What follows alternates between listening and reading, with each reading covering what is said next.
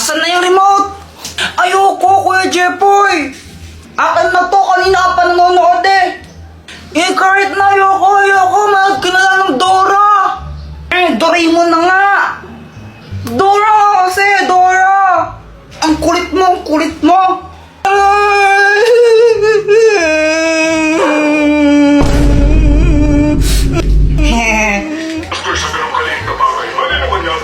Sa wakas, Doraemon na! Hindi pa siya mabait sa akin.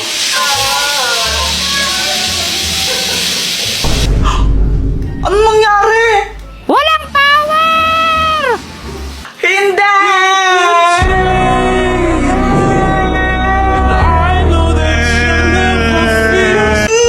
Sakit ulo ko! Doraemon! Hay, tumigil nga kayo sa pag-iyak ng dalawa! Ang nyo! Ay, Diyos ko, grabe yung init! Ba't ba kasi nawala ng kuryente? Oo nga po eh, sobrang init! Hoy, Jepoy, nililigo ko ng pawis oh! Magpalit ka nga ng damit!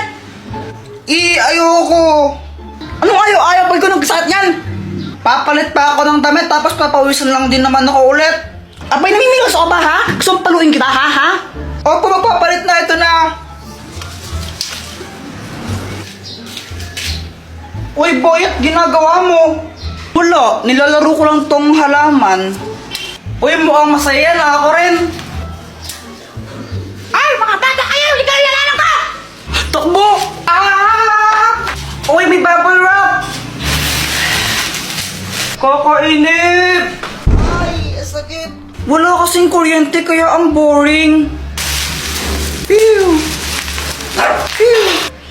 Alam ko na! Mag-computer na lang tayo sa computer shop! Ha? Paano ka magko-computer wala kang kuryente? Bakit kailangan ba ng kuryente sa computer? Mindset ba mindset?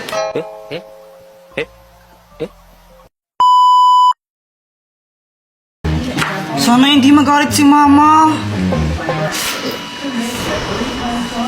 Oh! Hoy, Jepoy! Sabi ng teacher mo, bagsak ka daw. Pati sa mga test mo, tsaka assignment mo, hindi mo daw ginagawa. Opo. Lagot ka man yan, Kuya Jepoy.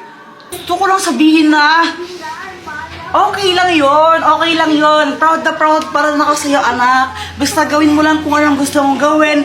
Maging ikaw kung sino man ang gusto mong maging. Ayan, basta mahal na mahal kita. Siya nga pala, pinagluto ka ng favorite mong ulam. Dito, pasok ka. Ha? Wala na naman akong load. Ano ba yan? Sana maka-port man lang ako ng pera para may pang-load ako.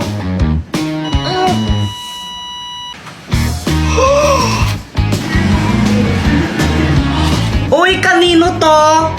Wala. Ano lang to ha? Totoo ba yun? Lahat ng sinasabi ko nagkakatotoo. Sana maging crush din ako ni Samantha. Hi, Jepoy! Gusto ko lang sabihin na na crush kita. Jepoy, pwede ba kitang maging boyfriend?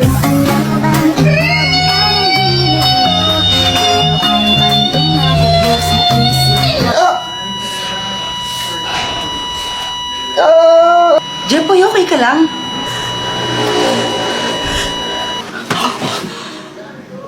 Panaginip lang pala? Ikaw ba? Nakatanghali ka na naman gumigising, ha? Ano? Prinsipe ka mo dito? Prinsipe ka? Nasaan na ba yun? Ba naman yan?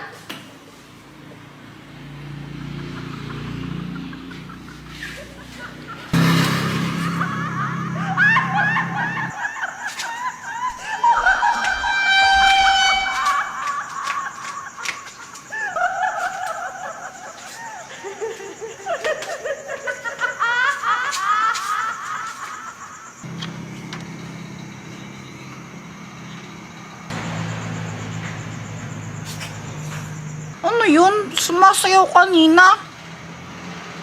Parang iwan.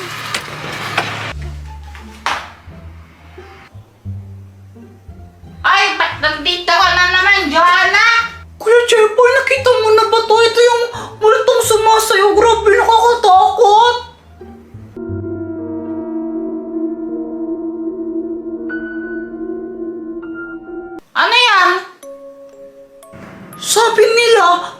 nakita mo siyang sumasayaw, dapat tumakbo ka na. Kasi pag daw huminto siya sa pagsayaw, kakainin ka daw niya. Ha? Parang may nakita akong ganyan kanina sa labas ng bahay. Wait, talaga, Kuya Jeboy? Oo nga! Hala, Kuya Jeboy, nakakatakot yan. Baka mamaya hanapin ka niya tapos kainin ka niya. Asan si mama pala? Ba't di ko siya makita? Si Mama andun siya sa kanto, nakipagbulol siya. Mamaya pa yun uuwi. Ah, ganun ba? Oh, bahala ka. Pag nakita mo yan, bahala ka talaga. Alam mo, Joanna, hindi mo ako mautos sa mga ganyan-ganyan. Hindi mo ako matakot, basta tanda ako sa'yo. Nanood ako ng Encantadia.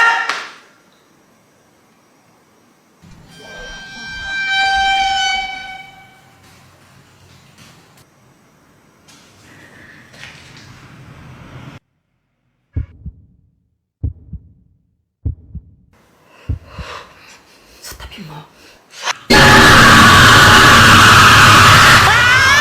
Joannang bakulaw, kili-kili, paw-paw, ayaw maligo, di na to ng tabo. Mama, si Kuya Jeboy, oh. Binubuli na naman niya ako. Ay, Jeboy, tigilan mo ang kapatid mo. Paluin kita dyan eh. Deserve.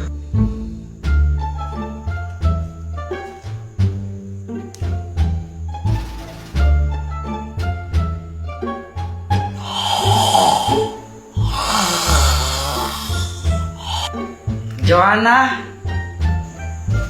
Oh, ano? Mahilig ka ba talaga mag-drawing? Oo, favorite ka talaga mag-drawing. Shh, huwag kang maingay. Baka magising si Mama. Ay, okay, sorry.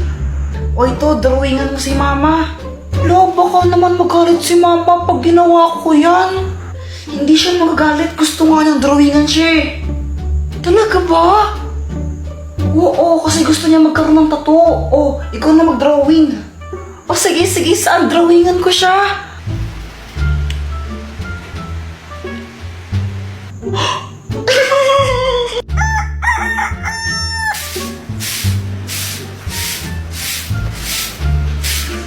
Wow naman, Mars. Ang ayos ng itsura mo ah. Ay, syempre naman, Mars. Alam mo naman, dapat di ba lagi tayong maganda? Mukha kang tanga.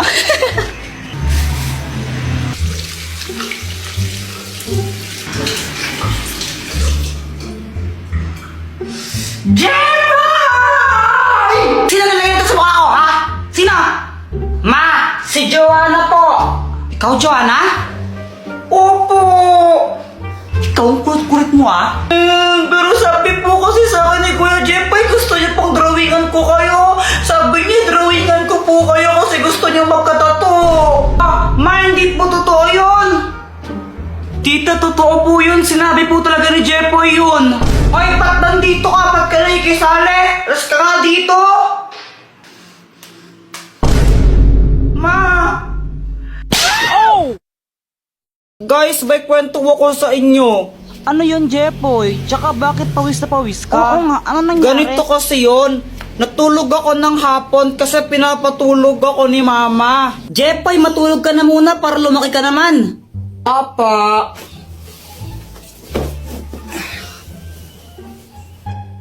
O pati ikaw, Joanna, matulog ka na rin, ha? Opo. Mainit talaga nun kasi summer na, pero okay lang kasi nakatutok naman sa kanyang electric fan eh. Okay na sana yung tulog ko, kaso nga lang, may nagpatay ng electric fan bigla. Sobrang init nun, pawis na pawis talaga ako ito. Tapos, pagkagising ko, nakita ko si Joanna. Tapos si Joanna ba yung sinisi mo nung nagpatay ng electric Oo. fan? O anong ginawa mo nun? Inaway ko lang siya. Sinong nagpatay ng electric fan? Joanna, ikaw nagpatay ng electric fan, no? Ang init-init, visit ka talaga, susundukin kita. Ah, nakapatay niyan, no? Papunta ko dito.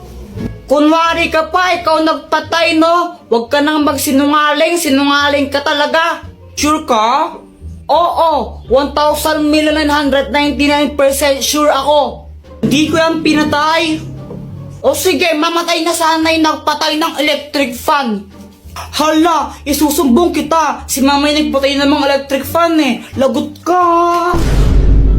Oy, sandali lang. Sobrang nagulat ako nun. Si mama pala yung nagpatay ng electric fan. Kaya kinakabahan ako kasi sinabi ko yun. Tapos sinumbong pa ako ni Visit na Joanna. Mama, di ba ikaw po nagpatay ng mga electric fan?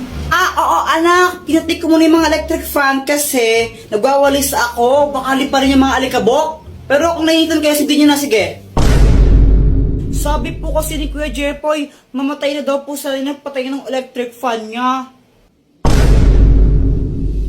Akala ko po kasi si Joanna yung nagpatay ng electric fan, kaya ko sinabi yun.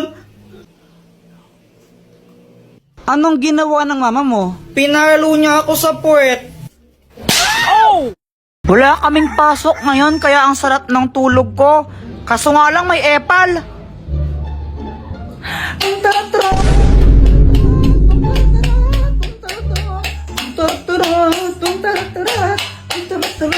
Papansin ka, Joanna, no? Mama, si Kuya Jepoy, papaluin niya ako ng unan. Hoy, Jepoy! Sige, pag hinampas mo yung kapatid mo niyan, ikaw mahampasin ko, tingnan mo. Si Joanna kasi, papansin. Abay, wala akong pake. Kababaeng tao ng kapatid mo, pinapatulan mo.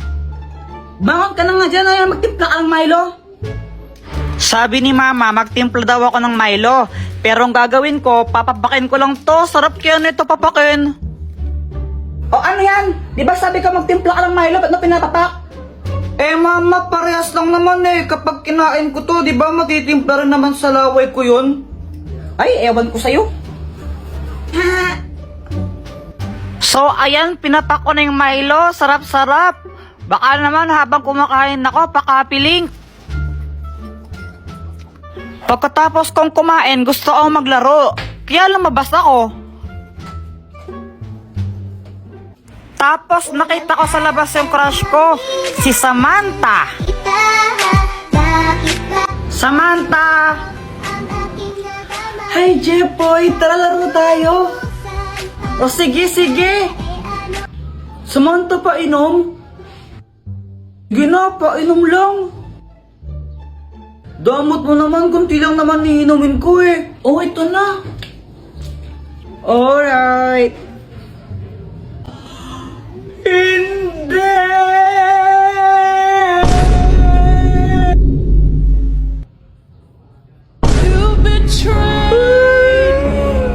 Kaya ako sad kasi, di ba, ininuman na ni Samantha yun, andun yung laway niya, tapos uminom si Boyet doon, eh di ba, nag-kiss na rin sila. Together, loved you at your worst.